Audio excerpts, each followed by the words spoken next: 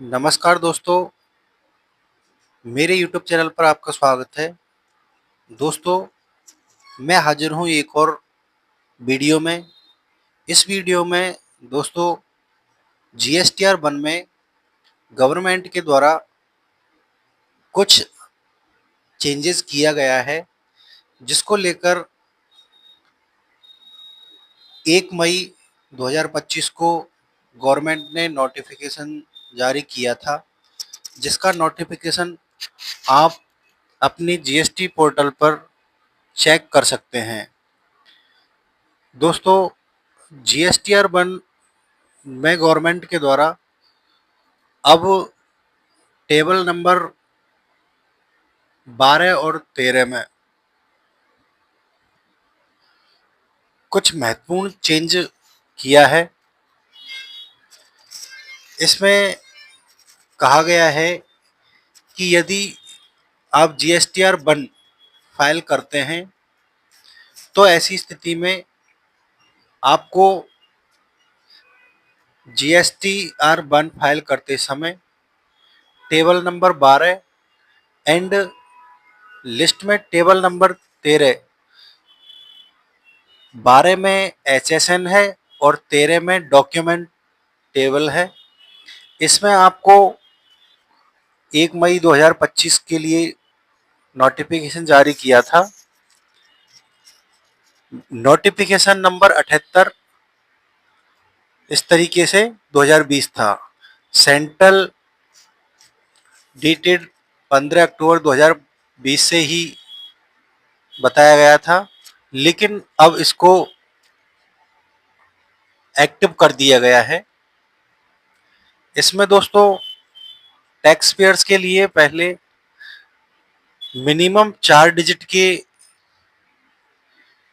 HSN code डालना जरूरी था और HSN जो 4 डिजिट तक का था उसके लिए तो 5 करोड़ तक की टर्नओवर वाले बिजनेस को 4 डिजिट और इससे ज़्यादा के टर्नओवर के लिए 6 डिजिट का HSN कोड टेबल नंबर 12 में GSTR 1 में डालना पड़ता था।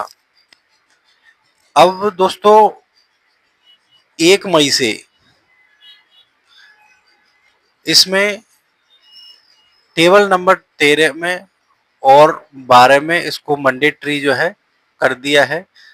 हम इसको डिटेल्स में देख सकते हैं। डिटेल्स में देखने के लिए इसमें reporting of has code in table 12 of GSTR 1 oblique A1 1A बाइट 78 ये जो है यहाँ पर दे रखा है।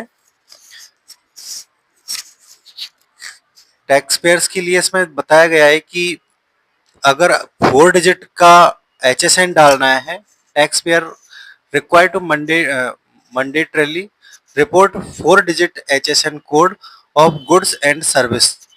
यदि किसी बिजनेस का टर्नओवर अप टू 5 करोड़ है तो उसे 4 डिजिट तक का HSN कोड डालना मैंडेटरी है। इसके बाद उस टैक्स पेयर का यदि बिजनेस का टर्नओवर 5 करोड़ से अधिक है तो ऐसे टर्नओवर में 6 डिजिट का HSN कोड डालना बहुत ज़्यादा ज़रूरी है। यहाँ मैंडेटरी लिखा हुआ है कि यदि जब वह GSTR 1 रिपोर्ट करेगा तो इसे 6 डिजिट का HSN कोड डालना है। आप इसे manual inter has been allowed कर सकते हैं, मैनुअल भी डाल सकते हैं, HSN कोड भी सिलेक्टेड। आप इसमें आपको ऑप्शन दिया जाएगा कि आप इसको HSN कोड सेलेक्ट कर सकते हैं। अब इसमें जैसे ही आप GSTR 1 फाइल करने के लिए आएंगे तो टेबल नंबर जो 12 है उसको वैलिडेशन किया जाएगा। उसमें B2B में जो आपने HSN कोड डाला है उसे मैच किया जाएगा, वैलिडेट किया जाएगा। इसके बाद B2C में भी इसे वैलिडेट किया जाएगा। आपका जो मैच एसएसएन कोड जो डाल रहे हैं वो किस तरीके का है और कैसा है, वो एक दूसरे से मैच होना चाहिए। तो इस तरीके से आपको डिफरेंट टेबल टेबल मतलब नहीं होना चाहिए। तो अगर आपका एचएसएन कोड डिफरेंट होगा तो आपको जो है आईटीआर सॉरी जीएसटीआर 1 फाइल होने नहीं देगा। ये फेज 2 में एचएसएन कोड कितने डिजिट का डालना है इसके बारे में है, और फेज 3 में आपके एचएसएन कोड के वैलिडेशन के बारे में बताया गया है। अब आपको यही बात फेज 4 में भी बताई गई है कि टेबल नंबर 12 में क्या क्या चीज कैसे कैसे डालनी है। तो B2B में और B2C में इसको वैलिडेट करके और tax payer need to enter HSN code details B2B supplier and B2C supplier separately under respective table. तो आपको इसमें डालना है। A new button has been introduced in table 12 download HSN list. जैसे ही आप HSN कोड डालेंगे या फिर आप भूल गए हैं कि HSN कोड हमें कौन हमारे किस प्रोडक्ट के लिए क्या डालना है, तो आप टेबल नंबर 1200 से लिस्ट दे मिल जाएगी, वहां से भी आप इसे डाउनलोड कर सकते हैं। HSN और HAC दोनों मिल जाएगा आपको। अब reporting in table number 13 of GSTR 1। अब इन टेबल जो है 13 नंबर की, इसमें डॉक्यूमेंट से संबंधित है।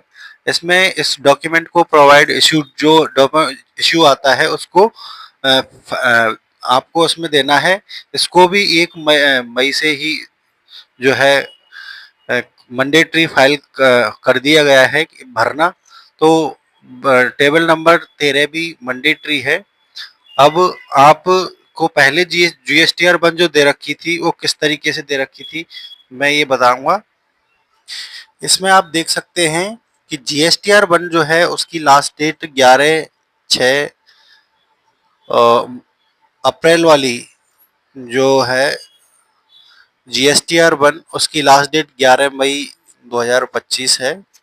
इसको हम ऑनलाइन पेपर फाइल करते हैं तो इसमें B2C B2B B2C exports B2C दे रखा है, और अगर कोई रिलेटेड है तो वो भी यहाँ पर दे रखा है।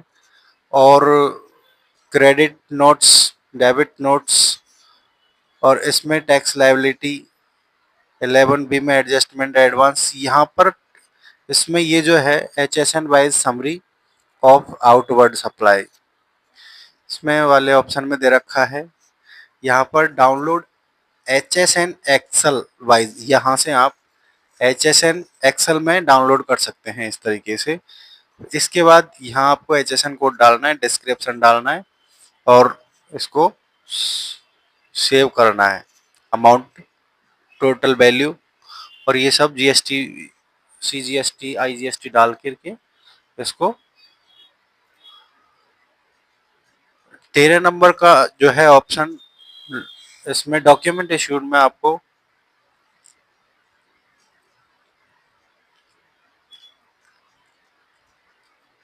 यहाँ पर अगर कोई इश्यू आता है तो उसे देखना है और इश्यू क्या है उसको सही ठीक करना है। तो दोस्तों वीडियो कैसी लगी कमेंट बॉक्स में ज़रूर बताएं।